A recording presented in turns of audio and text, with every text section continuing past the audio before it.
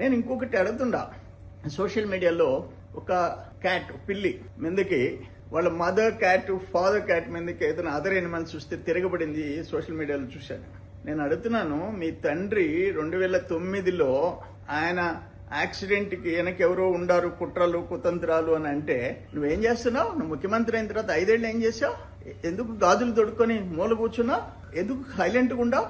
మీ చెల్లెలు సునీతమ్మ వాళ్ళ తండ్రి వివేకానంద రెడ్డి హత్య గురైనాడు, నో డౌట్. ఆయన హత్య జరిగిన కొద్ది నెలకి తమరు ముఖ్యమంత్రి అయినారు, 5 ఏళ్ళు చీఫ్ మినిస్టర్. మీ చిన్నాన్న చనిపోయిన తర్వాత హత్య గురైన తర్వాత ఏం చేస్తున్నా?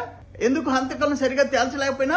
మీ చెల్లెలు వాళ్ళ తండ్రి చనిపోతే విరోచితంగా పోరాడుతుంది, రాష్ట్రం కేంద్రం సుప్రీంకోర్టు దాకా పోరాడుతుంది. పులివెందుల పులి అనిపించుకుంది, నువ్వు పులివెందుల పిల్లివే.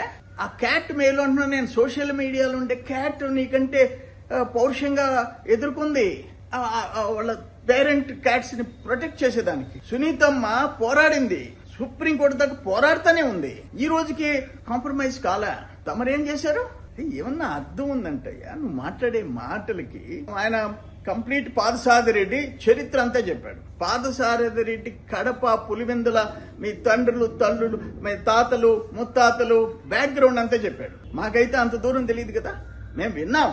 ఇప్పటికీ ప్రథమ సాక్షి మీ తాతలు ముత్తాతల దగ్గర నుంచి మీ తండ్రి దగ్గర నుంచి జరిగిన ఘోరాలు నేరాలు విషయంలో పాదసారథి రెడ్డి ఒక్కడే పర్ఫెక్ట్ గా ప్రజల ముందు చెప్పగలిగినాడు.